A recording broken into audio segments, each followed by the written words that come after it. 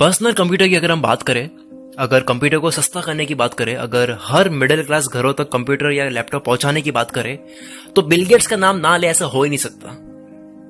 Bill Gates ने अपनी पूरी जिंदगी दी है पर्सनल कंप्यूटर को और बेटर बनाने में। पर्सनल कंप्यूटर मतलब क्या? जो पर्सनली एक इंसान चला सकता है समझ करके। इतना टफ नहीं उसको समझना, या फिर लैपटॉप को चलाना है, कंप्यूटर को चलाना इतना टफ नहीं है। पहले सुपर कंप्यूटर होते थे, पूरे कमरे जितने बड़े होते थे, और चलाना भी हर किसी की बस की बात नहीं थी, और 2-3 लोग मिलकर चलाते थे। कई बार ऐसे होते थे जैसे कोई हवाई जहाज उड़ा रहा है। फोटो में देख सकते हो, आपको दिख रहा होगा। जब मैं बीसीए कर रहा था तब ये मैंने देखा था, पहली बार सुना था।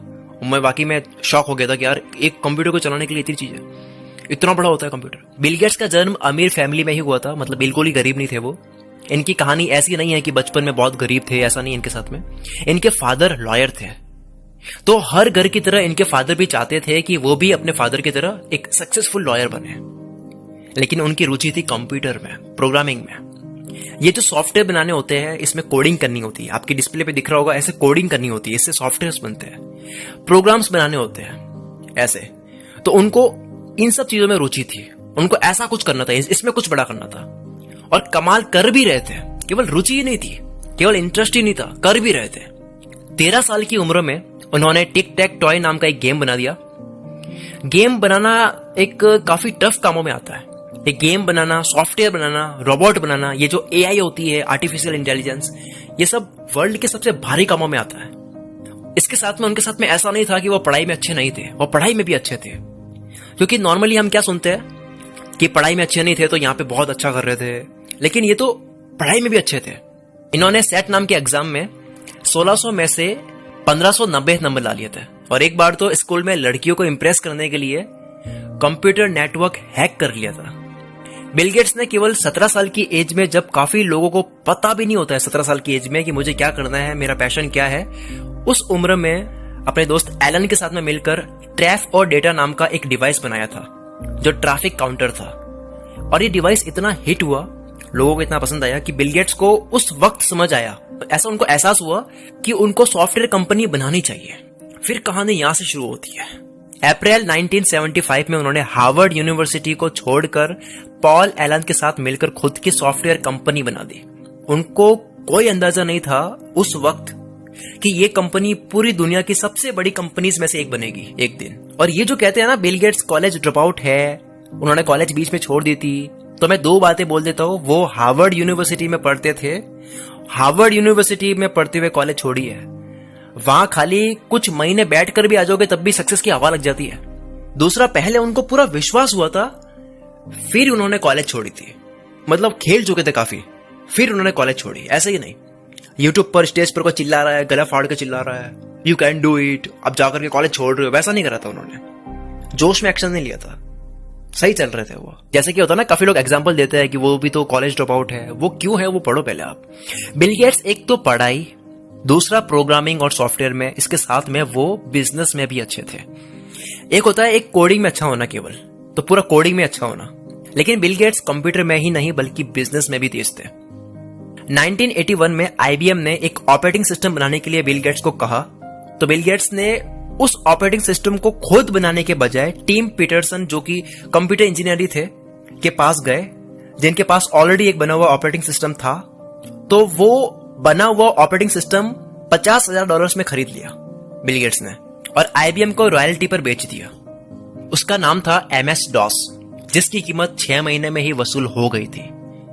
वो हर वक्त बिजनेस में कुछ बड़ा और अलग करने की तलाश में ही रहते थे। बिल गेट्स अपने काम को लेकर इतने क्यूरियस और डिवोटेड थे, और ये बात अल्बर्ट आइंस्टीन ने भी कही है। उन्होंने कहा था कि मेरे पास कोई स्पेशल टैलेंट नहीं है, मैं बस पैशनेटली क्यूरियस हूं, बहुत जिज्ञासु हूं, बस यही है। तो बिल गेट्स भी बहुत जिज्ञासु थे, और ये क्यूरियस होना ही सबसे बड़ा कारण होता है हर सक्सेसफुल इंसान का। ये दिमाग तेज होना, अक्ल तेज होना, IQ सपोर्ट होना, पैसा, घर का सपोर्ट, ये वो, ये इतना मैटर नहीं करता है जितना क्यूरियस होना मैटर करता है। Back to the point, Bill Gates इतने क्यूरियस और डिवोटेड थे कि वे वीकेंड पर जाने में ट्रस्ट नहीं करते। जो छुट्टी होती है, संडे होता है, वो नहीं मनाते थे। एक होता है काम से भागना, क्या छुट्टी आ रही है, उनको मजा आता था। और उनकी कंपनी में काम करने वाले हर व्यक्ति के कार नंबर प्लेट याद थी उनको। ताकि ये पता कर सके कि कौन किस वक्त काम पर आता है, कौन लेट आता है।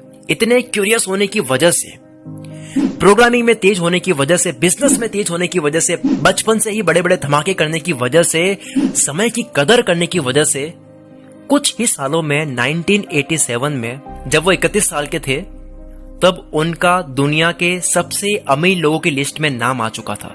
बिल गेट्स ने एक इंटरव्यू में भी कहा था, जब उनकी सफलता का राज पूछा गया, उन्होंने बताया कि वो एक साल में 50 बुक्स रीड करते हैं, यानी कि महीने की 4, पर वीक एक बुक, और वो पढ़कर इंप्लीमेंट करने की कोशिश करते हैं रियल लाइफ में।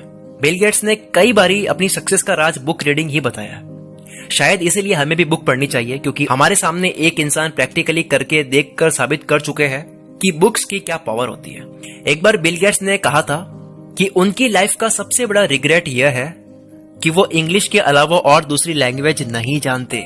मतलब और लैंग्वेज पता होती तो वो और ज्ञान ले पाते, उनका यह मानना है। इस बात से आप अंदाजा लगा सकते हो कि उनके अंदर नई चीज सीखने की कितनी क्यूरियोसिटी थी, और कितनी क्यूरियोसिटी है भी, अभी भी है।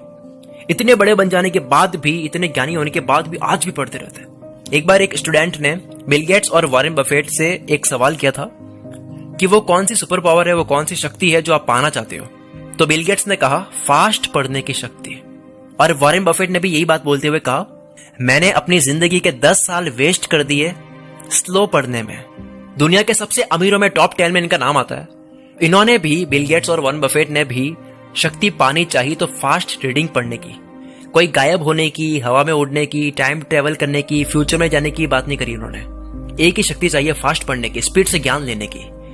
फिर बिल गेट्स ने 1994 में एंड्रयू कार्नेगी और जॉन डी रॉकफेलर से इंस्पायर होकर उन्होंने अपनी कंपनी के कुछ शेयर बेचकर विलियम एच गेट्स फाउंडेशन की स्थापना कर दी, और सन 2000 में अपनी वाइफ के साथ में मिलकर bill and Melinda Gates foundation की स्थापना की, जिसके लिए उन्होंने अपने कंपनी के $5 बिलियन के शेयर्स बेच दिए। $1 बिलियन कितने होते हैं? 7,000 करोड़ रुपए। तो बिल गेट्स ने $5 बिलियन के शेयर्स बेच दिए अपनी फाउंडेशन के लिए, जो एनजीओ के लिए अमाउंट इकट्ठा करती है लोगों की भलाई में। 2007 में उन्होंने अपनी नेटवर्थ का 95% अमाउंट डोनेट कर दिया था। 2013 के अकॉर्डिंग उनका यह फाउंडेशन दुनिया का सबसे वैल्यूएबल फाउंडेशन बन गया था। बिल गेट्स 1995 से 2007 तक दुनिया के सबसे अमीर आदमी बने रहे, फर्स्ट पे। 2007 में डोनेशन की वजह से वो पीछे गए थे। बिल गेट्स ने अपने बच्चों के सक्सेस के बारे में भी ये कहा था कि वे अपने तीनों बच्चों को अपनी $1 बिलियन की संपत्ति में से सिर्फ 10-10 मिलियन ही देंगे, क्योंकि वे अपने बच्चों को आलसी बनाना नहीं चाहते हैं। आज वे जो भी काम कर रहे हैं वो सिर्फ समाज सेवा के लिए कर रहे हैं। हमें बिल गेट्स की लाइफ से बहुत कुछ सीखने को मिलता है, बहुत ज्यादा कुछ सीखने को मिलता है। अगर दुनिया में हर काम को डेडिकेशन के साथ में किया जाए, इंटेलिजेंस के साथ में किया जाए, तो सफलता मिल ही जाती है। बड़ा काम करने के लिए एजुकेशन से ज्यादा इंपॉर्टेंट है कि आपके अंदर कितनी क्यूरियोसिटी है, कितनी जिज्ञासा है, कितनी समझ रखते हो। चलो अब तक के लिए सिर्फ इतना ही।